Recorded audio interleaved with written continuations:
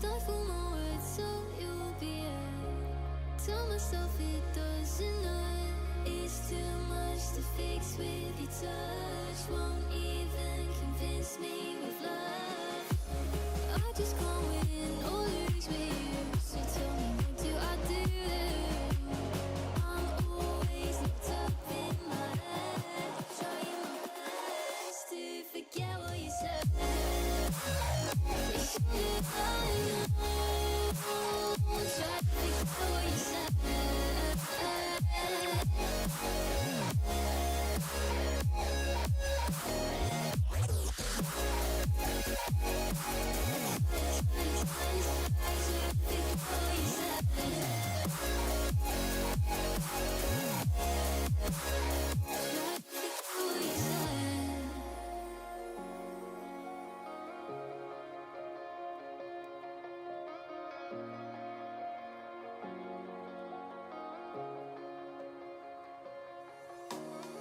So lost, the line has been crossed for the last time, and I'm not in my phone. Help you find your way back. Stars contract you when you fade into black. Our time is faded tonight. All right, how about we turn the tunes down a little bit? Yeah. There we go. Now I can actually communicate you. It's amazing. Wow. Also, if you're coming into the chat real fresh, real quick, welcome in. But number one, everybody who was here before you, they're terrible people.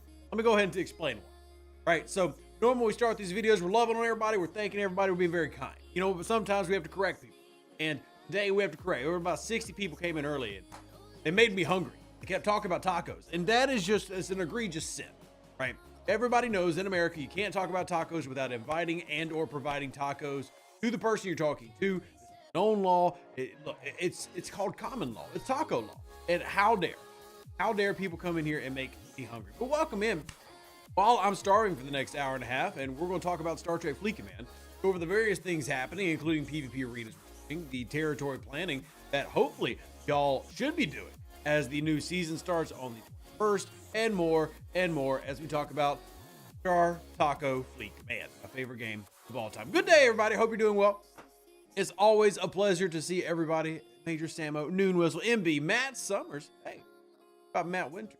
Zolatan Kinslayer, High Tone from Server 20. Shout out to those who do play on the same servers as I do. It's a wonder that y'all managed to put up with me, but heckin' knows I heckin' appreciate. So thank you for those who do put up with Rev and all the shenanigans that do come, the lame dad jokes, the random skits, and everything else. So I am going to hide my chat bar real quick, though, just to make sure y'all aren't peeking. I see you, High Tone. Yeah.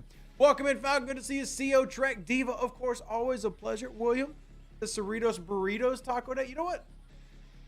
Cerritos Burritos. Feels like a great, you know what? If I ever open up a taco stand, I'm going to have Star Trek themed stuff. And Cerritos Burritos is obviously going to be one of the options. Greetings from the UK. Well, thank you so much, Time Lord. Very kind of you. And I do want to take this opportunity to remind y'all of a couple things as y'all are coming in. Number one, if you haven't already, go do your mission key. I have found it is very beneficial to have someone remind you. And if that's me, that's heckin' awesome. So I'm going to remind you right now, if you have not collected it yet today, go collect your mission key. Just go to StarTrekFleetCommand.com, log in with your Scopely ID, head over to the store button, then the gift chest claim at the top, and click the button so that you can help out your alliance and yourself. Because look, yeah, it's taking you out the game, got a lot of, and if you don't want to do it, completely fair. But I do feel like I should remind you, because if nothing else, it's giving you a slow drip to things like officer sourcing, things like that. And well, it's just nice, right? It's just nice to do. It's nice to have. Obviously, we know the reason. Let's not hide it. They want you to log into the website so that you'll see all the shiny packs and you'll get tempted to buy them. Well, I'm not trying to get you to buy a shiny pack. I'm just trying to get you to collect your mission. So that's number one. Number two is going to be PvP Arenas is returning, and many of you might have seen the in-game news already. I do know that there are quite a few of you out there who, as soon as that little IGN box pops up, you just go do the immediate whatever you need to do to clear it and you move on, which honestly, completely fair. But if you did miss it, PvP Arenas is coming back with promised performance and stability improvements. Now, they say that some issues may still persist. I'm curious what those issues are. And by the way, Mr. Stoffel, thank you so much for signing up to support our channel here on YouTube. If y'all do want to support the channel, again, This is obviously something that you can make decision to do. It's never required. I'm not going to withhold content from you. However, if you do want to sign up, be a member and support us the best way possible, check out our website, revenues.com. We do have a there. Thank you, Mr. Stovall, for signing up. But PvP Arenas is expected to be returning. Now, for those who enjoy PvP Arenas, this is a big deal because it's going to allow y'all to play the mechanic again and just have fun doing that. And I admit I am in that party. I simply enjoy the mechanic. I like going through and doing it, understanding not everybody does. However, it should be good for everybody because one of the drawbacks of the past month of Arenas not being here is, yes, you've been getting loot, but you've not been able to rank up in any way. And my hope is that as y'all have been playing the game more and attending the streams more, the ones who do attend the content have gotten better and y'all have improved and y'all understand the game more, y'all understand life more, and you've grown as people. I'm a little dramatic today. What can I say? I apologize for being melodramatic.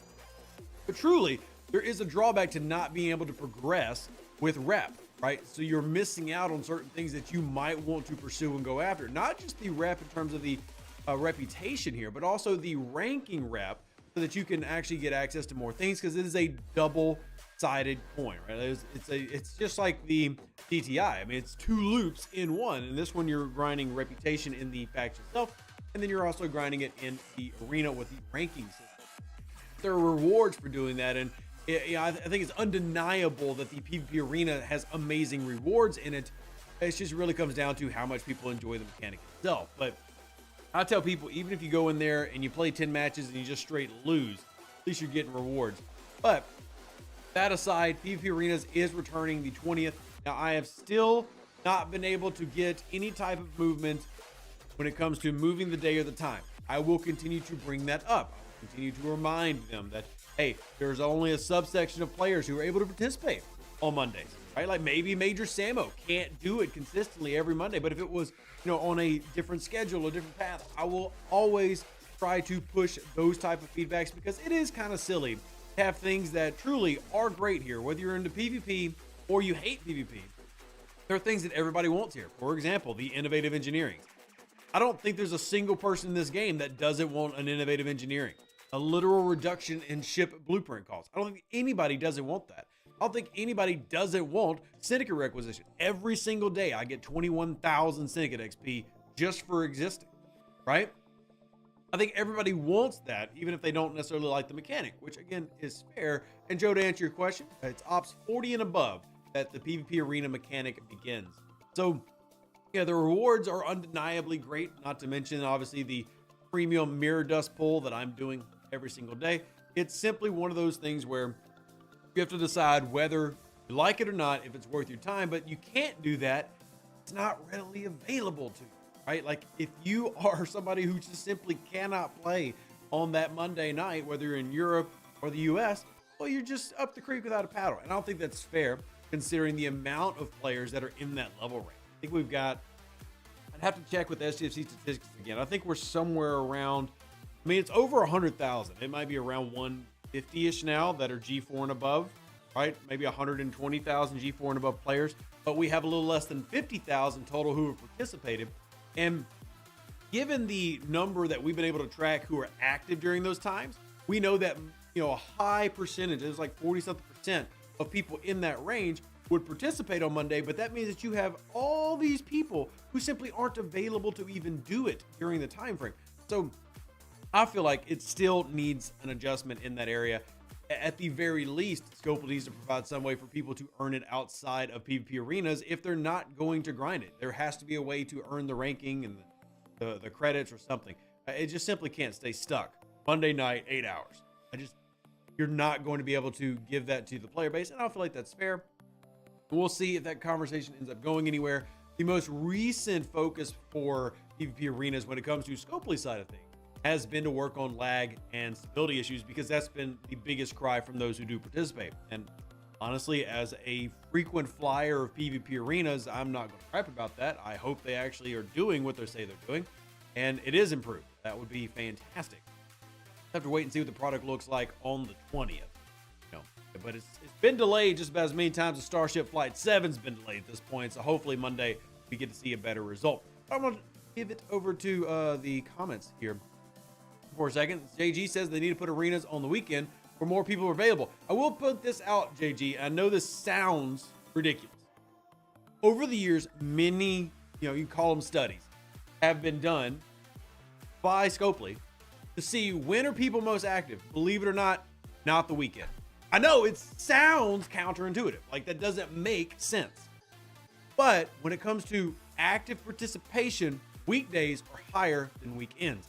And the only thing that I can really say is, you talk about who we are, like the main majority, the main demographics that play this game. Most of us are 35 to 55. Most of us have families. Most of us, have busy work schedules, but we don't like necessarily the work that we could be doing. So maybe we're playing during work when we shouldn't be, something like that. But whatever the reason, churches, families, whatever, there are higher play hours in weekdays than there are weekends. And don't forget, there's also the element of, well, most of their people aren't even working on the weekends, right? Because they take the weekends off, as in like most people do. So whether it is everybody's out fishing or camping or going to football games or going to the church, or maybe y'all get together and, I don't know, protest puppies being beaten by kittens somewhere. I don't know. But I can tell you that I've talked to them about that a lot. And it's very consistent that when it comes to talking about the 200,000 plus players who play the game, you have higher activity during the week. So again, I'm just sharing what I've been told. That could be completely correlation causation. I don't know. I'm telling you what they say. And I can tell you that for me as a content creator, I definitely noticed that same thing because my viewership on the weekends plummets. And I'm not complaining. Please don't take that as a complaint. I think y'all are an amazing community and I am more than blessed that y'all watch me, hang out with me, etc. But I even noticed it on my end. People do not come around as much on weekends. And that's probably because they have a social life or something. I know that might be shocking to many of us to hear. You don't have that. Apparently others. So anyway, that's why you see so many of these things getting put on weekdays. Not only is it a convenience for the employees at Scopely, but also because they've consistently found activity being highest in the week. So that just kind of is how it is. Now, personally, I'm good with whatever, and JG might very well be better set for weekends, but it's another one of those that we can chalk up to, you don't realize how it can be, but also probably never going to be able to make everybody happy. Yeah, it's just weird. But anyway, now you know. And can't wait for a Scopely employee to mess with me after this. Be like, no, we changed it. We actually found out it's the opposite now. Feel free, Scopely employees, if you're watching, to correct me if I am saying the wrong thing. You've heard of this social life thing? I have as well, Sia. And I recently started experimenting by taking my kids to hockey games, which, by the way, only happen on weekends. So, well, generally only weekends. They did just move the Mardi Gras themed hockey game to a Thursday. That's where Rev's at Thursday night. Don't care what the event is. The event could come out in Star Trek Fleet Command on that Thursday, where they give out 100,000 Latinum, 1 million faction credits, and 3 million reputation to your DTI. I wouldn't care taking my kids to a hockey. So we'll see what that ends up looking like. Mulder, good to see you. Oh, sorry if I missed it. Did we not get the third mission in the chain today to get one of the two officers? I would have to double check because I got, let's see, today's Wednesday. Monday, due today would be that next set from the post. I have to double check mine because I actually have not looked in my chest to see either in my missions queue or the gift check. So, yes, Samo, I did not really expect to be this much of a hockey guy, but my kids have really taken to it. So, comes out tomorrow. Next mission comes out after. Okay, it's on the 16th. Oh, wait, you are right. The post, I should have known this. It's in my video. It's a 2 days to get the SMS done before the next mission part rolls out. So it's yesterday and today to complete the SMS, then the next mission part rolls out. There's a 2-day break. Thank you. Good call outs, everybody. If it's in my video, you would think I remember, but I'm a ginger. Things happen. So, just got my Valdor and a tier 4. It is unimpressive. Any estimate for when it'll be more powerful than my tier 5 Enterprise? Great question. Remember one thing that contributes a lot to power. Let me back out of this real quick. It's going to take me 15 years to get through all the clicks. So let's go ahead and back out. The big thing when it comes to power of a ship, especially display power, is your below deck and how many slots you have available. Well, obviously, when you have a very low tier ship, you have less below deck spots. Let me go, I got tier 4 something. Let's just use the Vindicator. It's tier 3. I mean, close enough, right?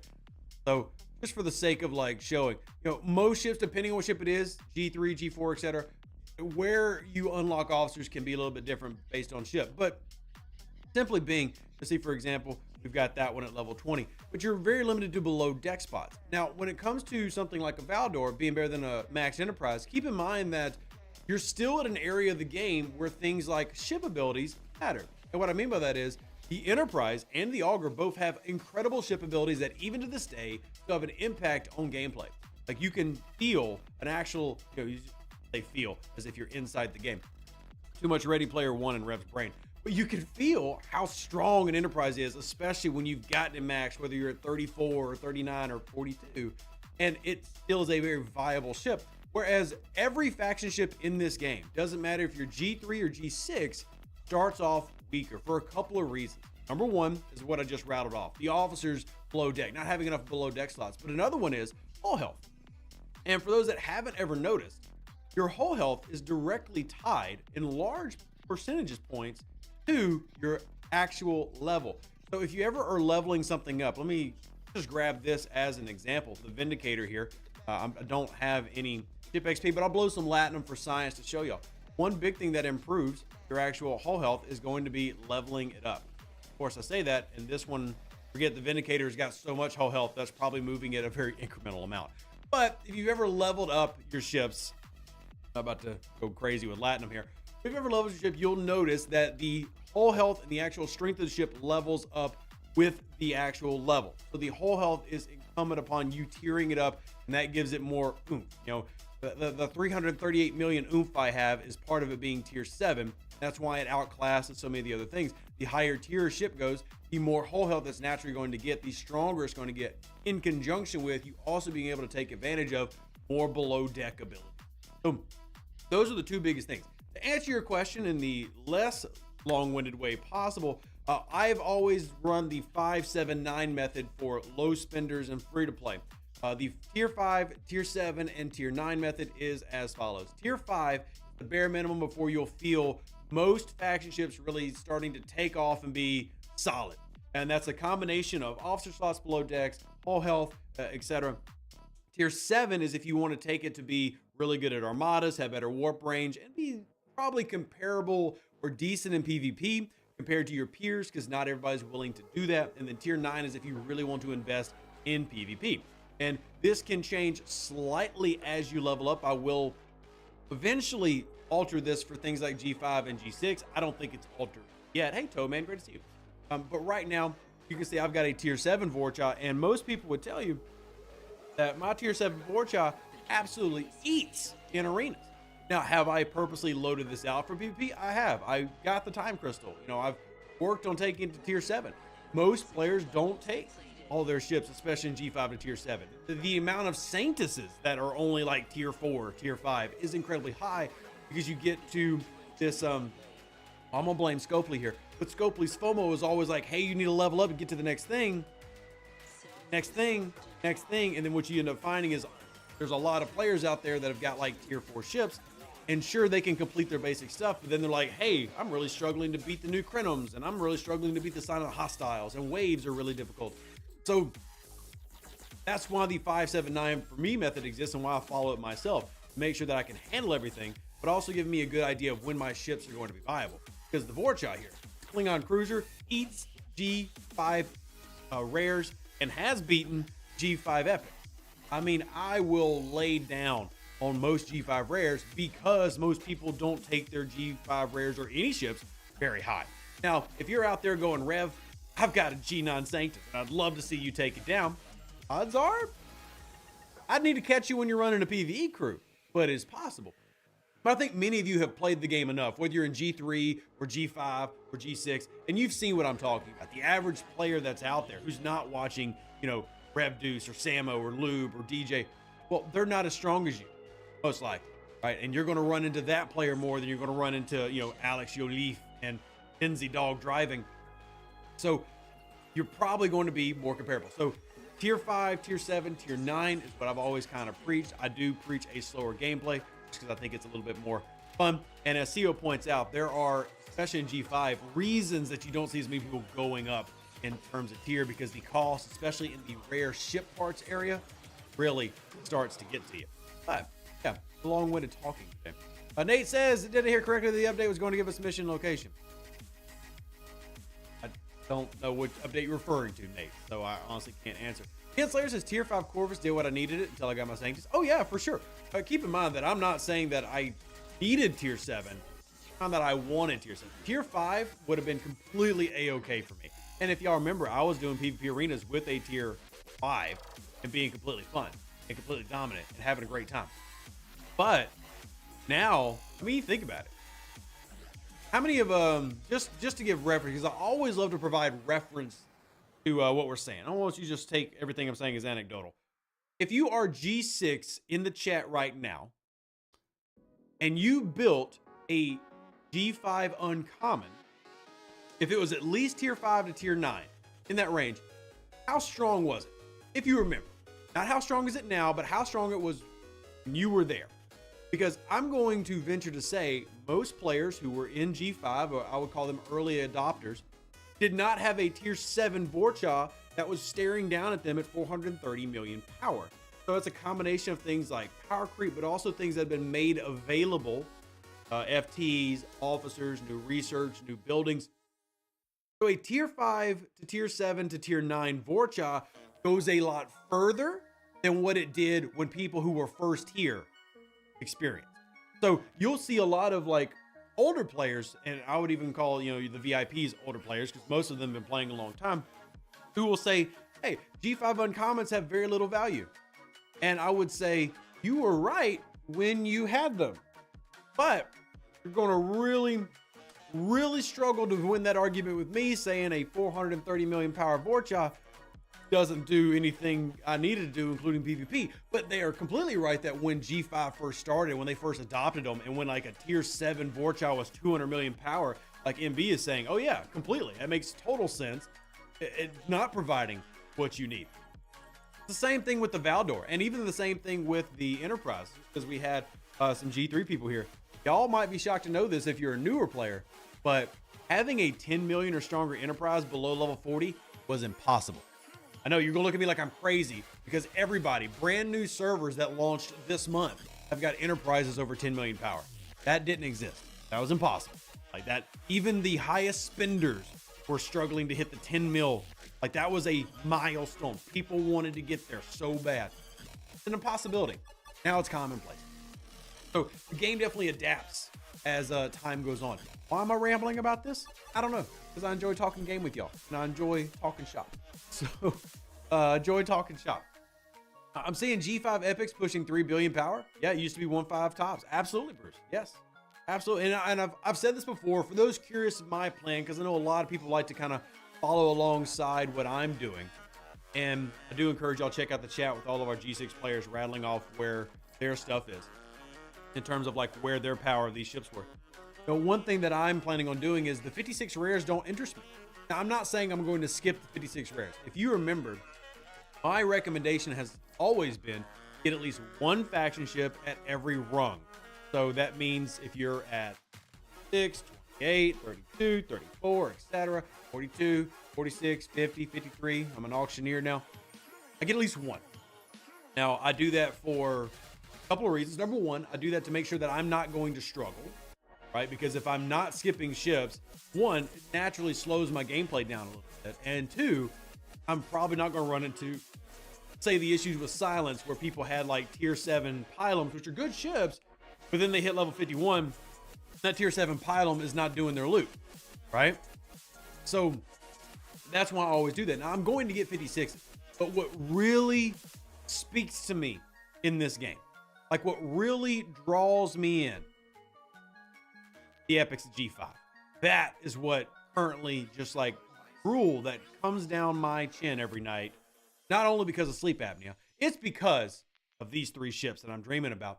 I don't have sleep apnea, so no offense if you do. I'm just making a joke. USS Enterprise D, Retarn, and the Dare decks. That's what I'm drawn to. That's what I want. These are what I'm going to sit at 60 for a good portion of time to continue to work on and even max these out before I even go into G6. Now, again, I'm going to pick up the Sanctus, the Sompek, and the Crozier slowly. And I'm probably not going to pick up all 3 of them at 56. But what really draws me in is this. It's a combination of nostalgia, being just a huge Trek fan, and the fact that they are going to be the primary ships to use in G6. But a big thing for me with the uncommons is I wanted these, and I've enjoyed these thoroughly. But I enjoyed them because Star Trek.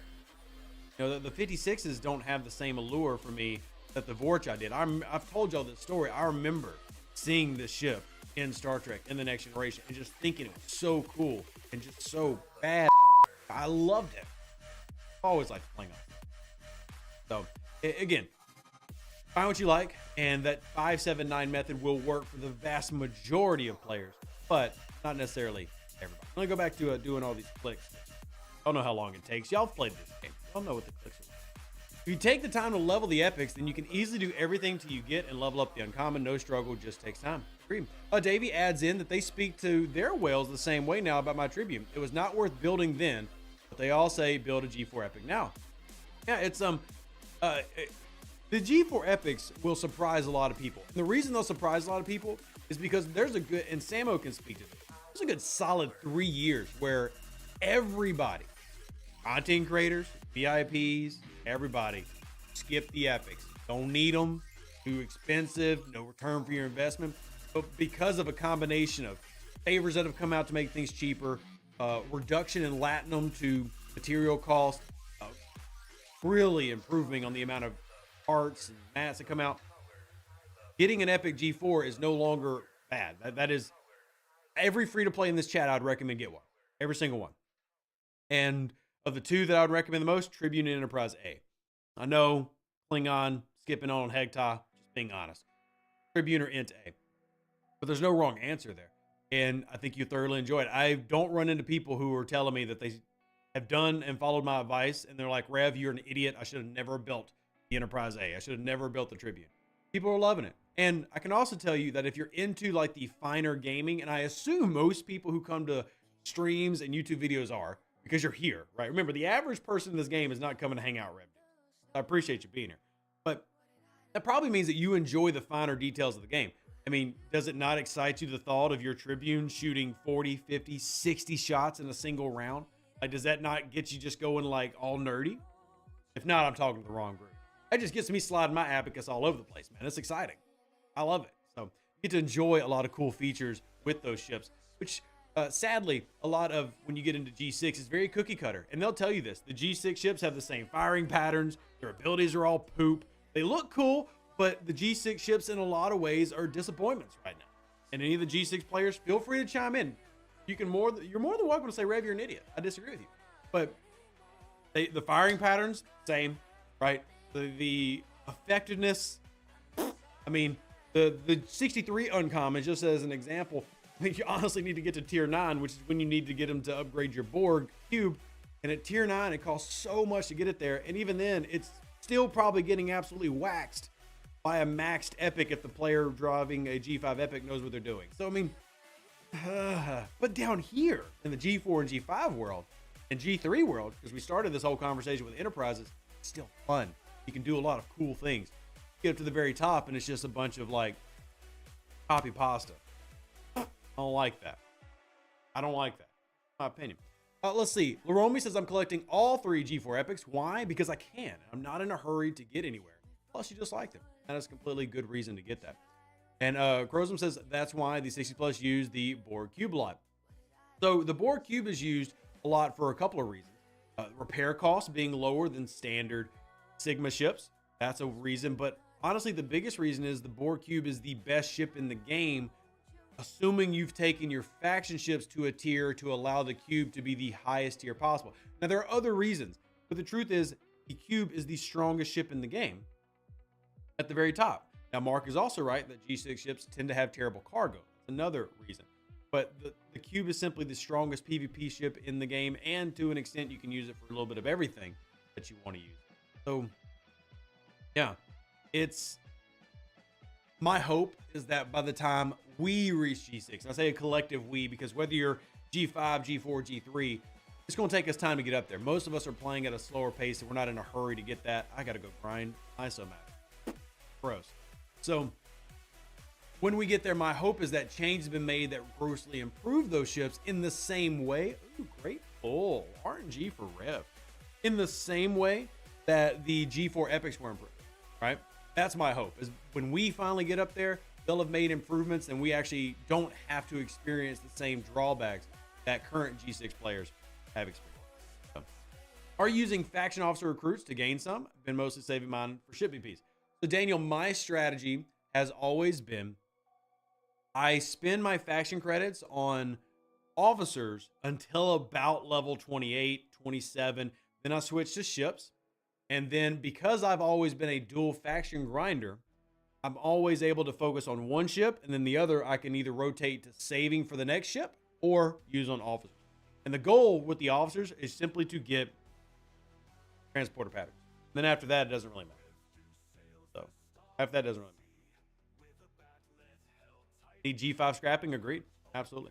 I'm in a hurry to get to G4, then I'll slow down. I'll be honest, Tanor. Whoa, I wouldn't do that, dude. If you're asking my opinion, there's so much that happens at G4. My honest recommendation, complete G3. Like, do all your loops, be done. Don't run into G4, like just getting to G4, because all you're going to be faced with is like 6 immediate loops that all require you to have very good ships and good resources. Zindi, Silence, PvP arenas. You rush into G4 and you're not strong. Now, if you're strong, I don't know where your account's at. I'm just giving you a warning. Like, if you jump up into G4 right now and your account's 20 million power, you're probably going to hate it a lot. And you're going to complain a lot, right? I get it. Like, the game is like, well, we're only going to make content for 40 plus now, so everybody else is feeling left out. I'm going to tell you now, you got a ton of content. Don't rush into G4 just because new stuff's coming out. I actually truly, and I'm just saying this honestly, I truly worry that would run more people out of the game than you sitting in G3 and working on your account. There's simply so much that gets thrown at you. Unless you're spending, take it slow. Take it slow. Welcome in, OG Woody. Good to see you. Ken Slayer's my Ops server 710 or Ops 36 account on server 710 is on an Ops lock, not going higher in Ops until the Enterprise is maxed or nearly there, which I think is completely legit, Ken Slayer. And actually, I was looking at the power on our server yesterday. They're actually stronger than some of the 39s we have. So, yeah. All right, into the comments and questions, by the way. I know we briefly mentioned territory planning and PvP arenas at the beginning of this video, and then I went on a crusade to, tell everybody how everything they do is wrong and everything I do is right, as I normally do. But if y'all do have questions, remember, the floor is always open. The entire point of a live stream is for y'all to lead, and then we can kind of go through. If we need to answer questions, help with stuff, never feel that, you got something that's off topic. That's what live streams are made for off topic. Hey, John, great to see you. And hey, Iron Fister, always great to see both of you. Welcome in. Good to see everybody. Do you think we'll ever see artifact events that don't give cruddy Chaos Tech resources again? Possibly. Again, Chaos Tech, hate to say this because I'm going to sound like a shell. Is it really cruddy though? Like, is Chaos Tech really cruddy? I mean, the fact that there's free-to-play path to it and it doesn't have the same, upgrade drawbacks that all the FTs have, it's really cruddy. I mean, I understand it's a copy and paste of field training. I'm not field training, Forbidden Tech, but it's a copy and paste that's better. Like, it's copy and paste with actual improvement. Is Chaos Tech really that bad? I mean, it actually rearranged in the particles? Yes, it did. A lot of them, Leonard. We went over that in territory.lol in my video yesterday. Now, keep in mind that those are already active. I'm pretty sure they're already active. So you should already see them now. So this is not a decent free-to-play path? 1,000,000% disagree. What do you mean not a decent free-to-play path? What do you mean not a decent free-to-play path? What do you mean? It is definitely deep. Now, granted, you need to be 40 plus. I know it's technically available for G3, but that's ridiculous. Yeah, G4 players and early G4 players are grinding this. This is the wrong one. Sorry. This one. G4 players are grinding this. I got players who are level 40 and 41 who are grinding this.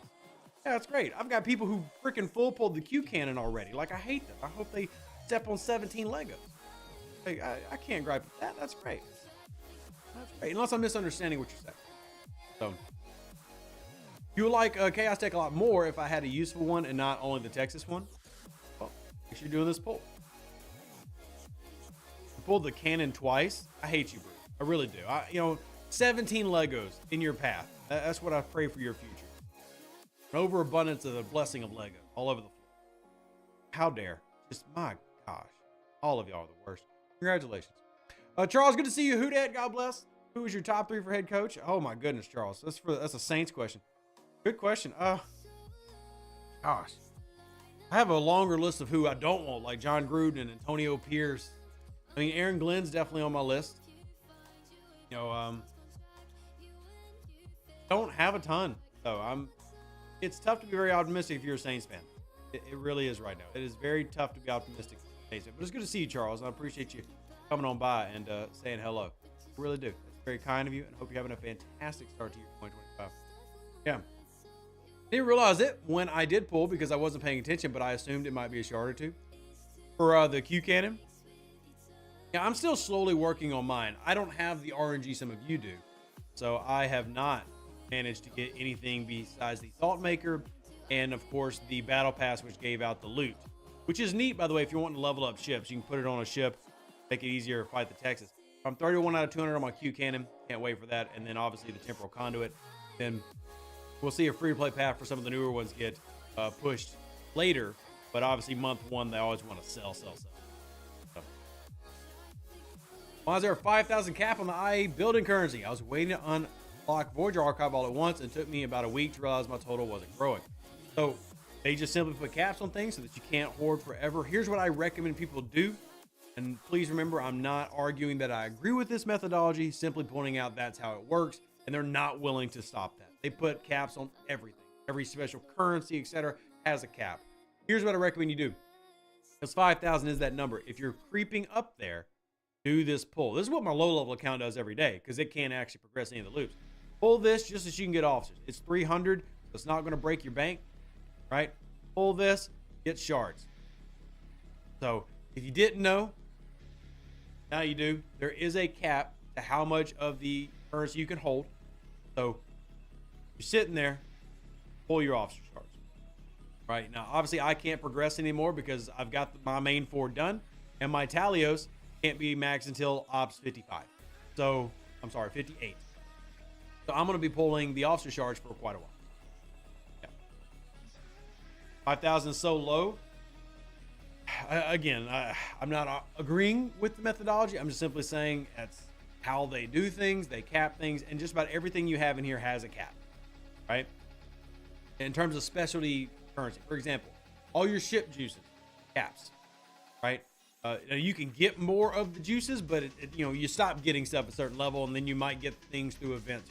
That's just what they do. Don't agree with it. Never have. I don't like caps. Caps are silly. I don't like 48-hour timers on things in the refinery.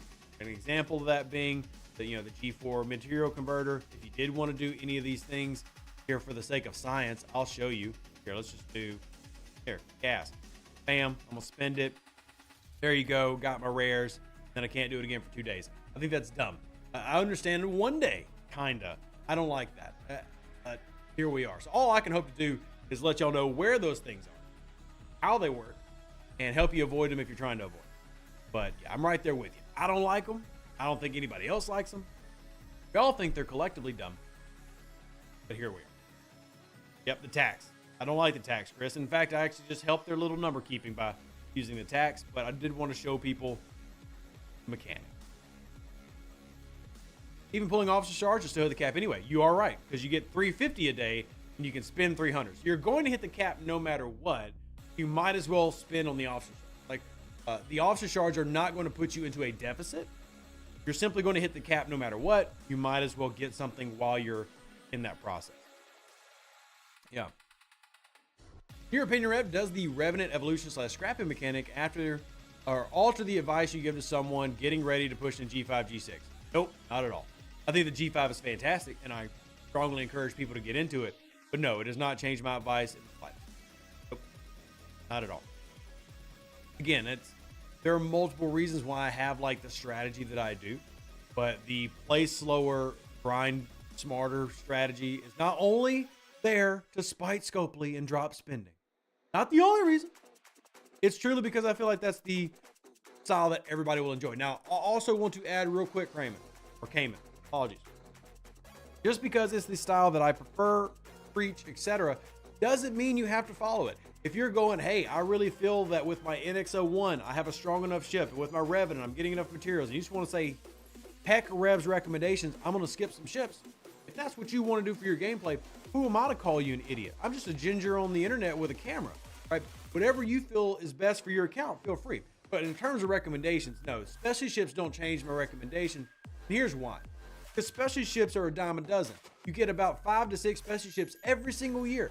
So every year, you're going to have something new and shiny that comes out that everybody's like, wow, it's game changing. I can do this now. Okay. And then in a year, when that advice has been given and now that loop no longer is as relevant as it is anymore, for example, every loop from 2023 and before, like the Talios, FYI, y'all might not know this because some of you are newer. Did you know when the Talios came out, people were recommending skipping 46s, 50s, etc., and pushing the Talios as the main ship into G5. Why? Because the Talios was that strong, and it was like that wasn't like an untruth. It wasn't a lie. The Talios was really heckin' strong. The Talios was arguably the strongest ship in G5 until the Epics at one point. Now everybody would look at you like a crazy man or woman if that was your suggestion. If you went and told somebody, don't worry about a 53 uncommon or a 50 epic, or just use your Talios, everybody's gonna look at you like you're crazy. Because that's not how it works. And my Talios is strong. Like, my Talios is maxed for the level. I love my Talios. 181 million. Comparatively, Tier 6 North Cut, double the power. Double the power, right? Even newer specialty ships that have come out, right? And this is kind of my point. NSCA, Tier 7, 280, right? Monavine, maxed out, over 200. So my thing is, there's always going to be a new specialty ship on the horizon that's bigger, better, stronger, does this thing so amazing. I don't think that should change your path. I think you still build your path around the FKRs, and then all the other thing is lanyard, as we'd say here in Louisiana. Lanyard. So specialty ships don't get all the extra researches that come out. They don't get most of the favors that come out. So FKRs long term are going to remain the strongest. There's going to come a point in time, believe it or not, where the Borg Cube is no longer the strongest PvP ship in G6. We're already getting to that point, but we're not there yet, right? It's going to lose its crown. So I build all my recommendations on FKRs for several reasons, but one of the reasons being that advice is going to be the best long-lasting advice. It's going to sustain and be applicable 2-3 years down the road when no longer are we saying the Talios is the best specialty ship in the game. Even though I love it, it's clearly not the best specialty ship in the game. So, yeah. Problem of the IA building is they chose a number of ships at max level 58 and 2 rather irrelevant ships. Leonard, I don't know if you know this, but they did not. There's only one ship in that maxes at 58. You want proof? There you go. Voyager, Monavine, max at 51, not 58. So this you can technically max at 25. This one, it's funny. You can actually max this at 25, and this technically I don't think you can max out until 30. I'd have to go back and double check. 51, 51, 58. Now I could definitely say, hey, throw in other ships that are, in between those spots, Mantis, Disco, Franklin's, Fishas, and they've already said those ships are on the list. Yeah, this isn't 358s. How do you max a Voyager 51? Epics, right? Again, I didn't buy a pack to upgrade these. Events, but more importantly, things like doing, heck, take the Revenant, for example. We're just hyping up the Revenant. How am I getting just tons of G5 mats to be able to do that? Not the refinery, because the refinery doesn't pay out rares and epics. However, plenty of things do pay out rares and epics, such as the Revenant payouts. Here is, let's see, here's some ore right there. I needed gas for, and again, a chance, but there's a lot of these pools that exist now that didn't used to exist. So, yeah, it's 51. And a lot of free-to-play have done that, whether they had hoarded epics or they've gotten epics here and there. You also get a really, really, really small trickle. If I remember right, in Oh, that's just G4. So there's a couple of refines that can give you G5 Epic down to 51. Small trickle, you can absolutely max those out. Too many people correlate maxing a ship to when the refinery starts paying out stuff. The refinery starts paying out G5 Epic at 57 and rare at 55. But you can access those materials a lot earlier. So,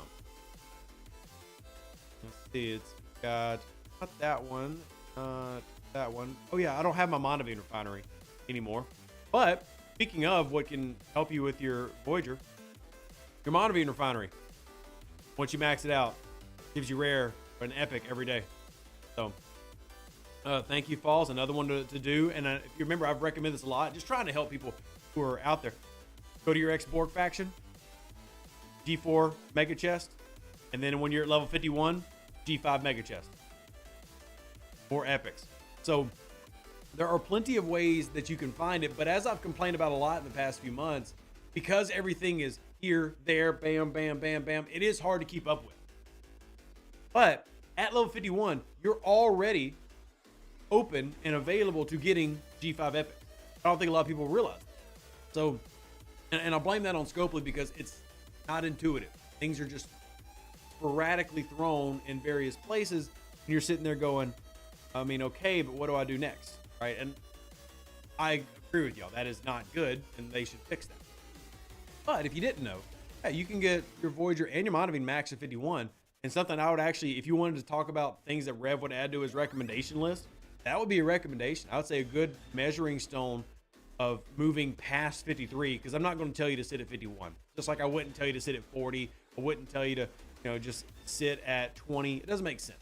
But yeah, get to 53, get your ship, and before you're ready to move on, you're looking for milestones that help me get ready to go to 55 and 60 and 56.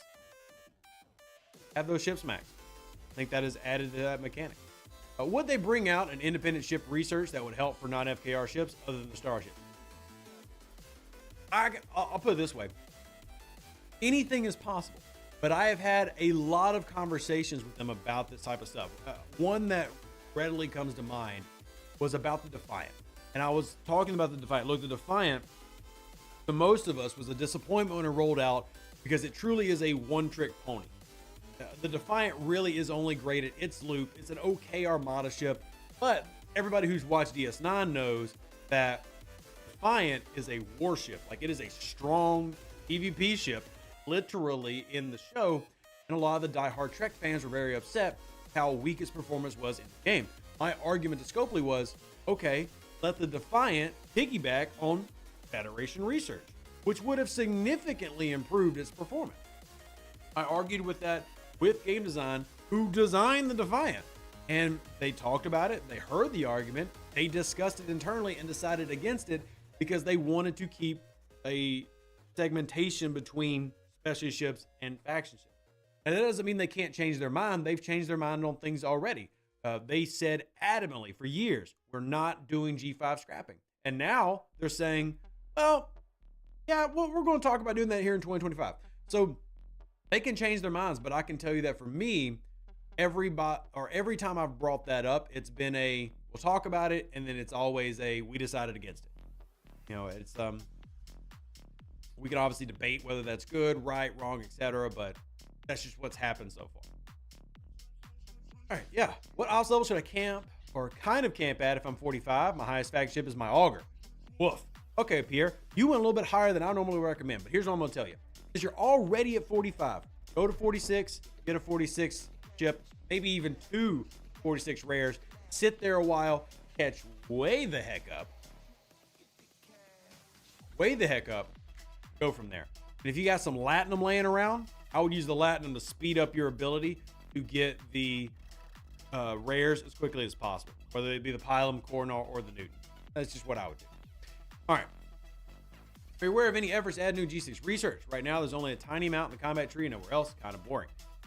Most of G6 boring in general, which is sadly how it always happens. Now, I know sometimes when I say this, it sounds like I'm blaming G6. I'm not. I'm blaming Scopely for always making bad content in the premium areas. But this is the same problem that G5 had, G4 had. The the highest end premium area of the game is empty. There's no real in-game content. It's very blah. And I feel for y'all. Y'all deserve better. Is there stuff coming? Yep. But I mean, I don't know what else to say besides the normal, MO that you've seen them do in the past, right? Yes, there's more stuff coming. Like I said, you're coming to a point in the future where the FKR ships are going to be better than the Borg Cube. They're just not there yet. They are slowly adding in more things. I can't tell you specifically content that I know is coming like in the next, X amount of days, but it is going to be a slow process to really fill in G6. And every time they release a new premium area, whether it be G6, G5, or whatever, it always feels half done and empty. And I'm really not trying to sound like the guy who's always complaining about Scopely, but anybody that's ever done this can feel that way, right? If you've ever been an early adopter when they release G4, G5, G6, almost everybody's had the same critique. It feels empty, it feels incomplete, stuff missing, and it sucks. And I hate that they do that. And they've done it consistently every time they've launched a new set. And I think that's silly. Now, I would argue that the G6 was better than G5 because when they released G5, literally the ship abilities weren't even done being worked on. They didn't even work, and they still released G5. I mean, it was like Kashara, but with faction ships. Mind-blowing to me that happened. But here we are today. Same problem, just different G rating. And in a year from now, probably talking about the same thing with G7. It's the same thing with Kinslayer. It's one of the reasons that I prefer to play the game one step below where the top end of the game is. G6 being the top right now, I play in G5. And I love G5. When G5 is the top, I played in G4. Love G4. I try to play one rung below where the highest is, and that's just what I tend to enjoy. Change of topic. How's your namesake ship progressing? Slowly but surely. I'll admit that I'm not putting in a huge amount of effort into it. I mean, I'm doing the loop. But with there being so much, I am now single pulling my chest and just upgrading when I can. I'm sitting at tier 6 on the Revenant. And with me not double pulling, obviously upgrading is tier 5 still. It's much slower. But there I am at tier 5 with 6 of the parts purchased out of 9. But I mean, it's there. Solid loop. The NSEA still slow working it, getting it upgraded. Now that one is kind of forced slow because there's no double chest pull for the beryllium spheres. But yeah, that's where it's at. I'm a low spender. I just spend a lot of time in game. I'm not buying the random $100 doodads each month, so I look forward to the grinds. Yeah, there you go, Howard. Great way to play. And at the end of the day, regardless of how much you spend, whether it is $20 or 2,000 bucks a month or nothing bucks a month, my goal is for you to enjoy the game and help you enjoy the game. That's my goal. Brandon says we tell them with our money. Doesn't matter if it's broke, we'll buy it. I mean, again, I don't want to really just sound like I'm blaming spenders, but there's definitely truth to your statement. I mean, what is really the incentive to change how you design this game if no matter how you design this game, people buy it? Okay. Now, we'll argue that there's definitely things that sell better. An example of that would be the Revenant. I mean, the Revenant has a great payout loop. The Revenant does not have an overly complicated loop for itself in terms of armadas. The Revenant sold a lot of ships. Yeah, I mean, you're right, Brad. Yeah, but what's the real incentive to make major changes when they know, no matter what they put out, a lot of money that's going to get spent? We'll see how things go. I'm more worried about making sure y'all enjoy the game every day. If I could just change things, I would, but that doesn't mean I actually know what I'm doing. Was the rare Borg Solar Armada exchange show up in the refinery? 40 plus. Obamar? Really sorry if I butchered your name. Yeah, 40 plus. That way you can start doing those loops. That is actually, you just reminded me there's a loop I don't do that's Borg. And that means I need to go do more of the, gosh, what are those Borg Armadas called? I always forget. These expansion cubes. I need to go do expansion cubes because I got this pull sitting here. I need to go do it. I need to go do expansion cubes. All right. That's something that y'all can remind me to do tonight. For those who don't know, we'll be streaming again here on Twitch. We stream multiple times on Wednesdays because I love hanging out with y'all. We actually stream multiple games. Y'all come hang out on Twitch There you go. There's the information. All right, let's see. Protector also slower since we haven't been getting the invasion event 2 times a month, like they said. True. And I said this yesterday, or I'm sorry, Monday. I'll continue to say it. I am going to keep pushing for it to be back to 2 times a week. We actually talked about this on Tiberius' stream yesterday, though. Another Twitch streamer. I mean, they're kind of stuck on keeping it at 1 time a month right now. Now, there is another one coming. I think it's sometime next week. I don't have the date handy. I'm pretty sure it's after the territory reset. But don't quote me because I don't have the date handy on me. But we are having one this month. I am still trying to get it twice a month. I actually, and I said this, I think Monday, y'all reach out to Hammy and ask him how much I've been annoying him about making this stay a consistent 2 times a month thing. But here we are. He did tell me, I'll quote him, last time I brought this up, which was literally a week ago, he said that he was skeptical that they'd be willing to reconsider that. But I'm going to keep hitting it. I'm going to keep hitting it. Right? And now he's on a holiday for 2 weeks. So I'll keep hitting everybody that I can and giving my opinion on that based on the players always messaging me saying, hey, we want. I'm going to try to get it for you. Anyone asked if the current event, Critical Obliterator Regional SLB, is scoring properly? I did 4 charge of Malta and 0 change in my score. Fantasy, I actually did testing on that the first time it rolled out and found it working fine, but there was some delays. I mean, I hate to be the whole guy like clear your cache and reboot, but I would ask you to do that just to double check and see. But I did do some testing on that event with a couple different accounts because there were people complaining and couldn't replicate any problems. And I talked to Scopely about it and they also could not find any. So, yeah, I don't know.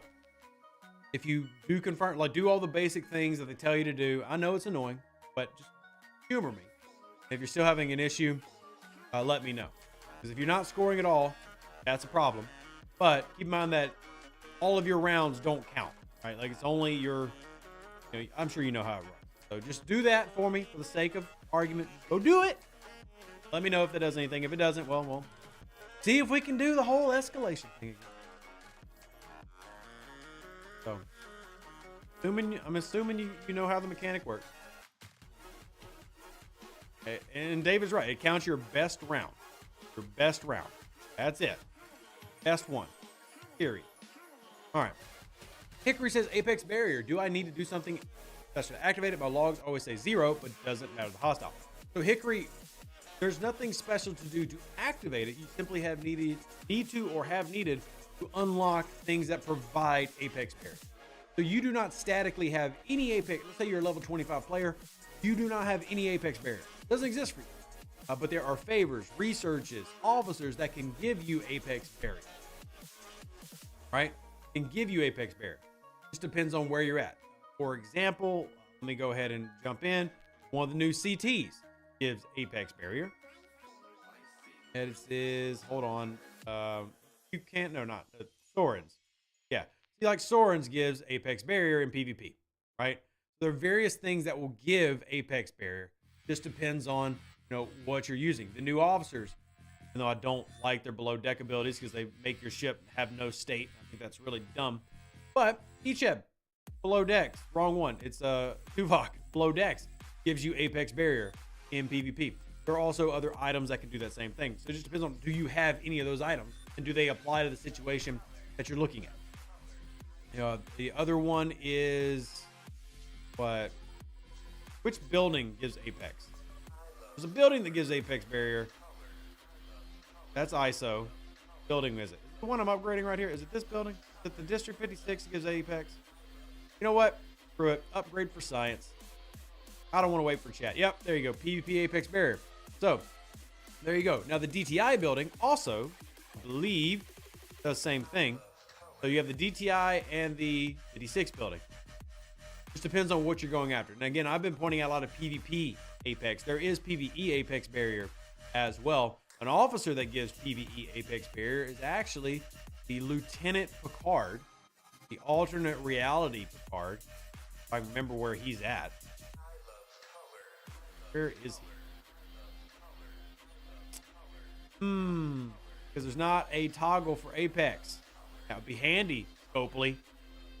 Neat feature. Upgrade it. Where is that officer? Let me find it. I know, chat. Yeah, horrible. Can't find anything. There he is. Lieutenant Picard. So test assumption. Lieutenant Picard increases your Apex barrier by 4,000 versus non-Armada hostiles. This is a PvE Apex officer. So, and as Bean points out, there's not a lot of PvE Apex officers. And there's not a lot of PvE Apex to begin with. It's mostly a PvP mechanic. There is some smidgens here and there you can find, but it's mostly a PvP mechanic. Does the Defiant open up the Bajoran favors? Well, the Defiant is specifically just for doing the loop and getting more loot for your loop. But a lot of this is going to be reputation locked and operations locked. Like you're not doing rare and epic until you're in the 40s. So you're in G4. Are level 40 plus players ever going to get away to source Lieutenant Picard free to play? I honestly don't know, Slither, but I'll be honest, at 40 plus, it doesn't matter. He's useless to you. Useless to you. He is only a low level, very, very good low level officer substitute until you get Pipe Roach in. Remember, right there. This is a big one. And people forget about that. It's like this would have zero use to you besides just having him for collection purposes. Hence why you've never seen me use him on level 53 account. This thing has no point at all until or after you get PMC and after you get past 35. It's nice to collect. I have no idea if when they're going to do that, but this is purely a new account, new player officer. And very good. I think they give him now as a new purchase gift. So like if you make any purchase, I think they give them to you for free now. But no idea on terms of getting him any other way. Kind of wish I'd known about the card earlier before I went for him in SLB when he first came out. Well, I mean, Brigadier, don't take this the wrong way, but you could have read his abilities. Didn't change. Could have read it. Would have told you. It doesn't. Correct show based on Jag Corps. Would you watch it? That has zero interest. I do not want to watch Law and Order Special Star Trek Unit. Nope. Zero. Now, are there people that love those type of shows? Absolutely. Those shows have been running for 40 years, right? Same characters and stuff. It's crazy. But I personally, I'd watch it because it's Star Trek. If you're asking me to draw up designs for Star Trek TV shows, that is absolutely not on my list. But I acknowledge there's a lot of people who love those type of shows, right? But I don't want Law and Order Star Trek. Yeah. Every other episode with Future Kirk as the defendant. Amen. Yeah. So again, I get that people like that stuff. You're just asking my personal opinion. No. I think a West Wing style Star Trek might be cool. Again, no, absolutely not. Not again, my opinion. Not saying that it shouldn't happen or that you're wrong. Just me. That stuff doesn't interest me in the slightest. That's just me. What are your ideas for a new Trek show? Well, again, speaking to personal biases, Klingons. Yep, I want a show that stops focusing on the heckin' Federation. Honest opinion. I literally want a show that focuses on, I don't even care if the show was like a 5-season show and each season was a different race in Star Trek. And that season is literally just for season 1 Klingon, season 2 Romulan, season 3 Dominion, season 4 Cardassian. That's what, if you honestly want, I think Star Trek needs to go in a new direction, but also stay inside the main timeline that everybody loves. Everybody loves the 23rd and the 24th century. Everybody loves mostly the prime timeline. Do a series, kind of like how they do, what's that horror show that every season the horror show changes? American Horror Story. Same idea. Every season is simply a new faction. We're simply going through what the Klingons doing right now, what the Ramis doing. Get crazy. What are the Kazon doing way out there in the Delta Quadrant? If you're asking for Rev, there you go. That's the type of thing that I think they should explore. Not, Tom Cruise as a JAG officer in a Star Trek uniform. It's just my opinion. And there are plenty of people who can listen to that and go, not interested. I'll be like, oh. Just like there are plenty of people who said Galaxy Quest, boo. And I'm like, kind of like Galaxy Quest. It's in my opinion, the best homage to Star Trek ever made. Yes, Orville fans, I said what I said. That doesn't mean Orville's bad. I think Star Trek and Galaxy Quest are intimately connected. And Galaxy Quest is the best homage to Star Trek ever made. Still think Orville's really good too. I don't have an issue with this.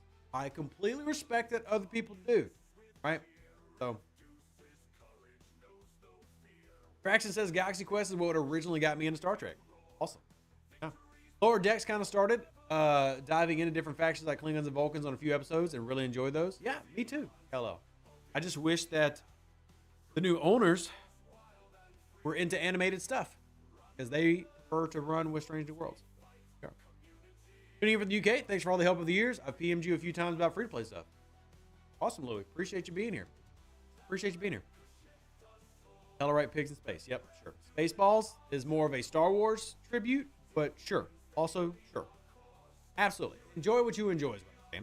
By the way, if you're out there and you want to support the channel, remember this channel operates off y'all's love and support and is greatly appreciated. If you do want to donate, there's PayPal, Venmo, Cash App links, always optional. And also, if you want to support us monthly, go to my website, revenues.com. Helps out. That way I can go to, Tammy and be like, bro, 2 times a month for that Galactic Invasion. Or I can go to Game Design and be like, hey, stop making us click a button every time I want to go into a system like Mirror Universe. Or, whatever, right? I'm only able to do these type of things. Or like go to Gaijin and say, hey, people really want a new Foxbat jet in War Thunder. All because of amazing people like y'all. So greatly, greatly appreciate it. Hey, RevDeuce, is G5 free to play-ish? Absolutely. Yeah, 100%. You can 100% free to play G5. Yeah. No doubt in my mind. Now, is spending always going to make things easier? For sure. But G5 has absolutely become a free to play area. I mean, you can argue that G6 is. Now, if you're asking, wow, horrible. My English teachers are shuddering in their probable graves right now. But if you're asking me, did it again. I've really got to work on that. You're asking me, the way that you have to free to play G6 is not fun at all. That looks horrible. No offense, JB. If you do want to experience somebody who is trying and doing that, check out the interview I did with ECO and JB. That was about a month or 2 ago. I mean, it is definitely doable. I don't think it's fun in G6. I think it's god awful. I think it's fun in G5. And I think it's always best to it's always best to free to play one step below wherever the highest area is. Wherever the highest area is. Yeah, G6 is deplorable. I mean, you spend your entire day mining. You honestly are just absolutely god awful at everything, but you can get by. That's what free to play in G6. And to me, that's not fun. There are some people who like that challenge, which is literally what JB talks about. He loves that challenge. It puts a burden on him to be very, very good at what he's trying to do. That's great for people. It ain't for me. Is Scopely ever going to open up G7? Eventually. Yeah. You're also scared of moving past Ops 50 as a free-to-play? That's fair. I mean, if you ever have questions and if you want to help prep, you're more than welcome to reach out to me. My DMs are always open. I say it all the time, but I mean it. My DMs are truly open. If y'all want to reach out to me and say, hey, what do you think about this, Rev? What should I do with this? Yada, yada. More than happy to answer. Yeah. Sounds like my kind of game. Exactly, Adam. I mean, if you're used to being terrible anyway, why not level up and be G6? I mean, yeah, just go ahead and do it.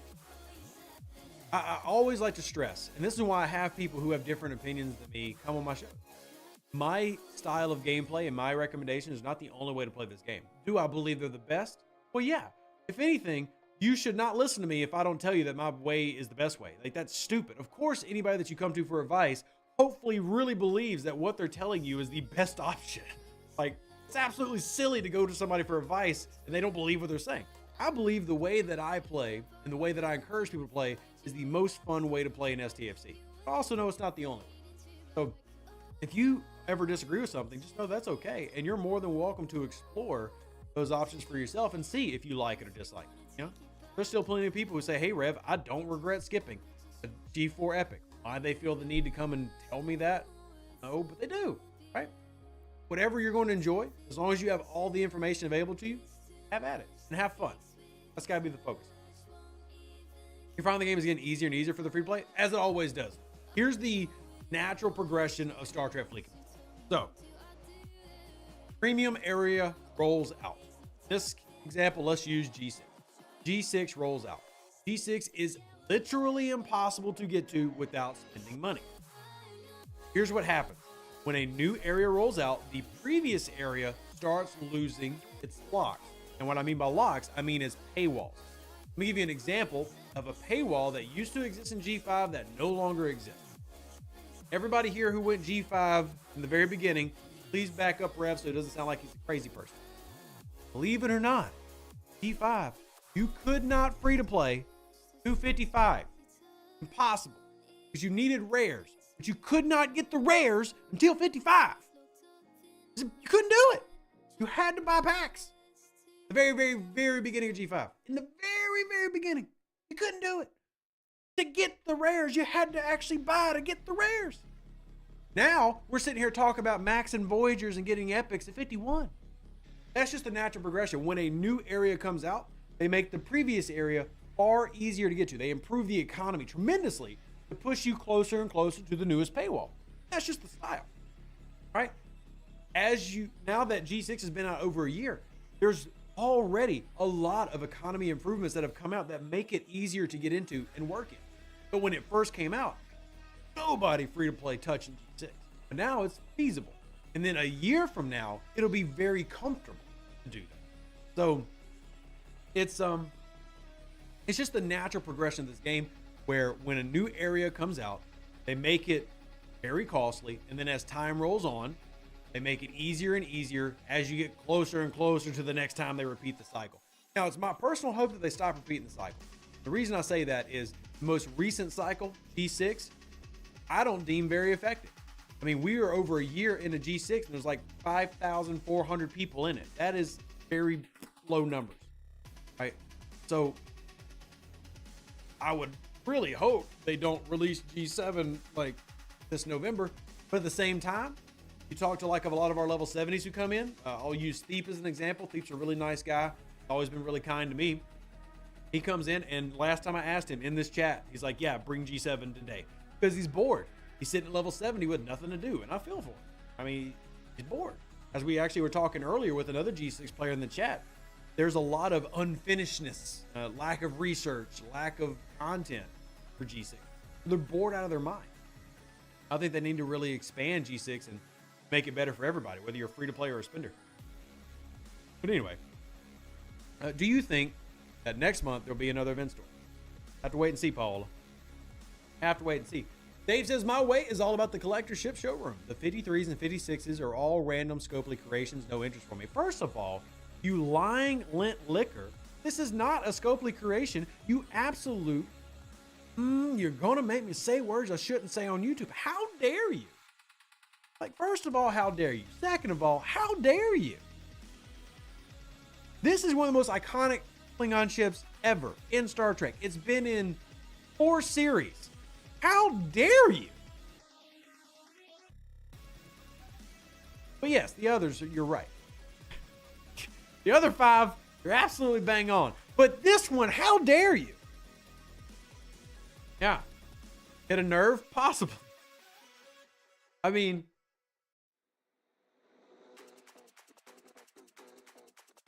I didn't have it there, but y'all know that I've got the wall of like Klingon stuff back there. Y'all know how I am.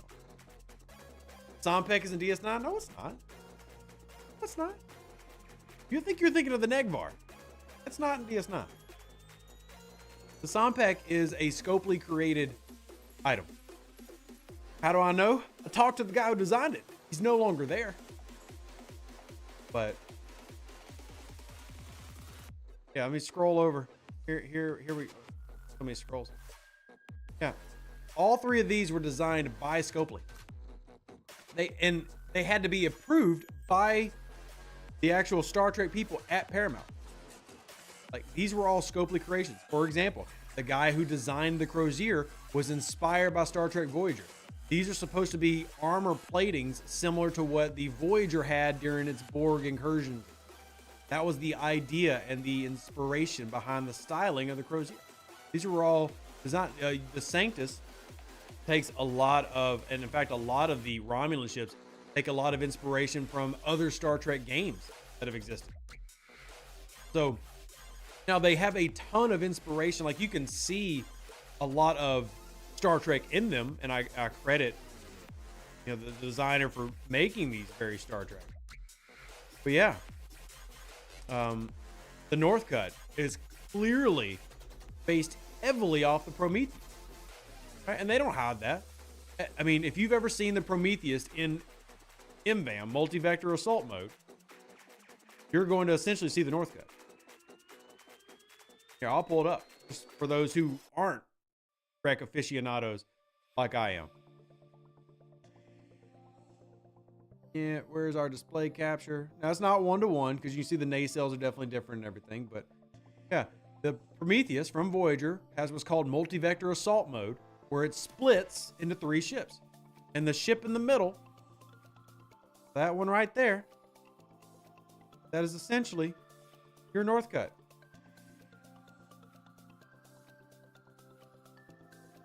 Right? And nothing wrong with that. I mean, you can see the inspiration. But yeah.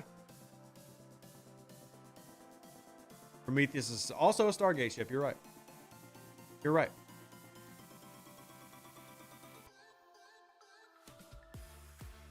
No, Brett, it is announced. We actually talked about it here in stream. Arenas is coming back January 20th, Brett.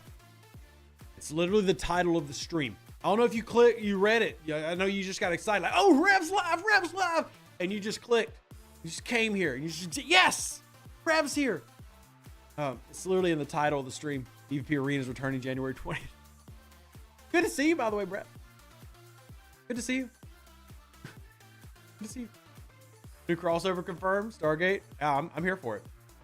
I'm here for it. Advice to Arenas first timers. Yeah. Focus on speed. The easiest and earliest strategy everybody should learn about PvP Arenas is speed crewing. Your goal as the speed guy is to hunt the hostiles, launch the armadas, and zoom, baby zoom all around the map. Now, there's a lot more nuance to it. I do have a video out going over top strategies for Arenas, and it's still relevant to this day. Check it out if you haven't already. Yes, I'm self-promoting. It is what it is. But the number one strategy all early players need to learn is zooming. You need to learn the need for speed, because you're not going to go toe-to-toe with most people when it comes to power. That's okay. You still can be a very important, effective piece of any team for a combination of reasons. Number one, you're going to help lower the operations average, which is so beneficial to a group. Like, I get it. You and your buddies have been level 55, 56, 57 together for the longest, and y'all have like this little throuple thing, and you're all cute, and everybody knows that y'all always do everything together.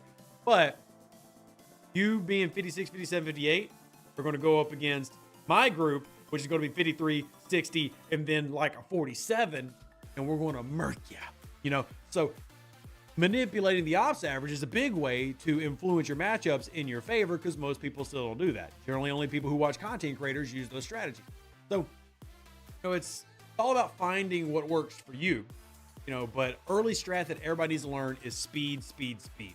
Everybody gets enamored with power, like, oh, Rev's got a 400 million power Vorcha. I can't beat that. If anybody who's watched my streams, because I have streamed every Monday, PvP Arenas comes out, people have watched me lose plenty of times when I was the strongest player. Tactics and strategy early on. Learn the zoomies.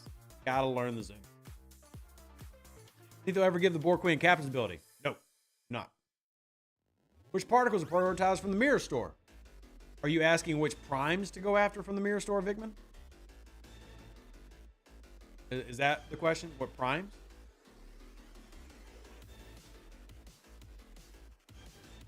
And do you mean this one? Because there's a lot of things in it. As far as what primes to go after, the first one is away teams. There's actually arguably 2 in away teams, but the first away teams one is an extra away team slot. Strongly recommend you get that. There's also a warp speed boost in the away teams I think is really good. The next one after that would be this faction event particle, then probably the elite recruit prime, and then last, the repair prime. I can show you. Oh, remember I don't say show you. I'm not going to bust that out just for this. But remember, we do have the spreadsheet that goes over where all the primes are, how to source them, what they do in my Discord, which can be very beneficial if you're wanting to see, what you're spending your loots on. Yeah, check that out. These NSEA particles take forever. Which ones, Bruce? because my mirror tree is basically maxed, except for the NSEA portion, which starts at the very beginning. I'm going to just waste some latinum real quick just so I can show you for science. But for the most part, my mirror is done. I mean, I have some things that just don't have super value. Like this is completely worthless. But now I am with you on the primes. I mean, these take forever. But this is why Rev's always harping on PvP arenas. Go do your PvP arenas. Like, this is how... Rev, how the heck did you get so far? PvP arenas. Always pulling my boxes. PvP arenas. Like, that's... Yeah, this takes forever. But that's why I'm all... Like, I know it. You're out there. You're like, Rev, I hate it. I can't stand it. Too good. Too good. But all these I've essentially maxed out already by doing regular pulls. And if you'll notice, I haven't even advanced my refinery. So I'm doing still the cheap pulls. I'm doing it the lazy way. Like, I'm not even doing it in the like, oh, get bigger, better, stronger, get bigger pulls. I'm like, nah, I'm good. I'll just do it in the casual way. So, yeah. And I'm working on these, as you can see. Oh, efficient. Another 10%. This is, yeah, false. Did I mess the territory plan discussion? When does the new season start? So I just put out a video yesterday. You didn't see it, but it starts on the 21st. So next Tuesday. Yeah. Yes. Next Tuesday, new season starts. Obviously, the territory map will be wiped, and you'll start from scratch. If you haven't already, check out yesterday's video. As far as planning, services have moved all over the place. So in the video, we do talk about this awesome tool right here. This is territory.lol that I helped give a lot of feedback on. And we also have a lot of other people to shout out, like Anders and Notorious ACIG, Quazel, who was actually in the chat earlier. Not men. Screw that guy. Love you, man. Miss you. Sad, kind of, but like 2 of the people on this have quit the game. No longer playing, no longer playing. Actually, don't even know if HIG is still playing. So, anyway, sad things aside, you can actually come in here and, find the services that you're looking for. A lot of these I don't think have much use in the game anymore, but the things that do still have use are definitely the particles, the construction yards, like the ISS Jelly, and finding what your alliance needs. He is still around? Sweet. I know Menden and Anders have left. Guess I need to go bug HIG. But you can also do the capture planner, as you can see here, where I can actually, let's just create an alliance called Qua Add. I'm gonna select that and say, hey, we're gonna go bang, bang, bang, bang. Oh, wrong one. Bang, bang, right there. Then we'll come down here and I can see all kinds of information about it. I can see when we can capture it, when we're gonna defend it. Don't worry about the fast pass part of it. But we can also go into and see what services are available for that by clicking this button. Now we see, well, we got the Meridian, we've got the quantum particles, etc. I love this site. I know not everybody's excited about things like territory and stuff like I am, but if you're an alliance leader, I do think every alliance should try to have some territory for their alliance. I mean, even on server 710, we're always trying to do new particles for different researches and things like that. So if nothing else, every alliance leader should be familiar with those type of tools. And if you're not, well, I think you're doing your alliance a disservice. So, when's the next incursions? Probably during the next break. So, probably during the next break. Are the free-to-play NSA blueprints returning? Need less than 100? Yes, that is going to be the next Galactic Invasion, which at the moment is running once a month. I am still arguing, as I said before, to get it back to twice a month. Expect the next Galactic Invasion within 2 weeks. Expecting it within 2 weeks.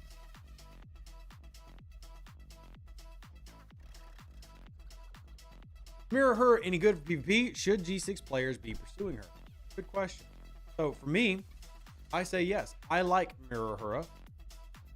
I think Mirror Hura is especially good paired with other PvP mirror officers, not mirror officers, although yes, mirror officers, but more Apex barrier officers because of how she works. Even at tier 1, she'd be quite good. Taking all of your Apex barrier that you have and then giving it an additional increase. I find her being quite good. Now, how it compares will depend on your level, what you're fighting, so your opponents, your own ops level, and then what FTs, CTs, etc. are involved. There are limitations to how effective she can be, but I really like her. I like her more than I like Mirakira.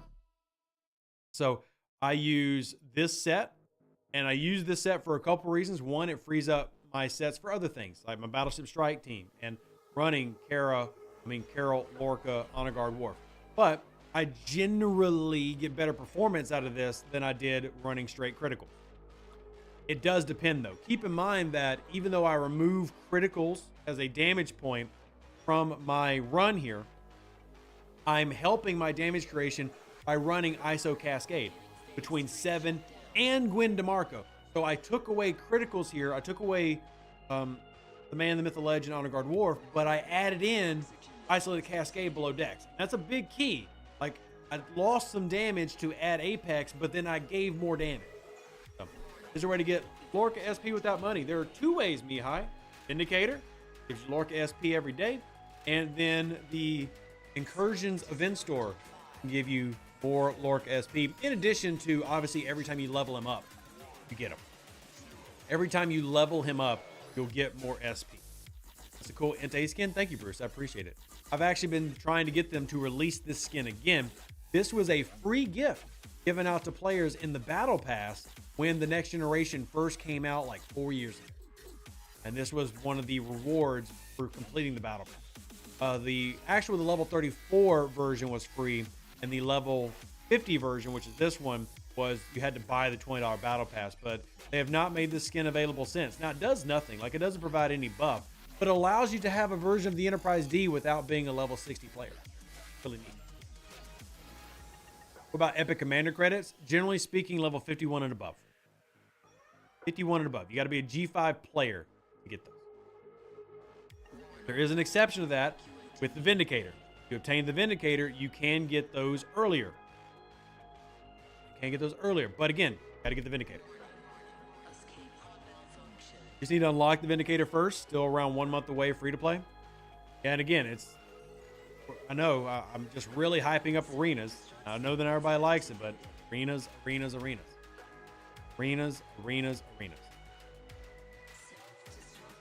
Had someone attack me with the NX-01. Can't believe I won with my Mantis. Wow. That a year ago would not have expected that battle. Here we are. All right, more pulls. Good. Let's see. Got anything to upgrade here? No. But hold on. Hold your horses. Do I have enough to this? I do not. I'm 42 away to get another 1% cost efficiency for artifacts. One more level away that probably would have given me what I needed. But oh well. We'll wait. FC Kirk is now level 75. Should I max his skills as high as possible before ranking him again? Not. Doesn't matter. So when it comes to all this, there are some locks every now and then when it comes to like his actual rank. Until you run into one of those locks, yeah. The reason I say that is you can take advantage of the new weekly event for fleet commanders. Good opportunity to use that time to do the upgrades and such, and the leveling up and such. But unless you run into a wall, don't worry about it. Now, there are going to be walls you run into. If you run into one, start upgrading. But good opportunity to coincide with the weekly events that are now around. We recommend in research, moved off 33. Still, low 30s territory research is still really, really important. So work on your territory research if you're not already. I would really push you to territory research. So, big territory stuff. Miss loving officers on daily event rotations? Yeah, sure, Clearly Monk. I know, some people do. I get that.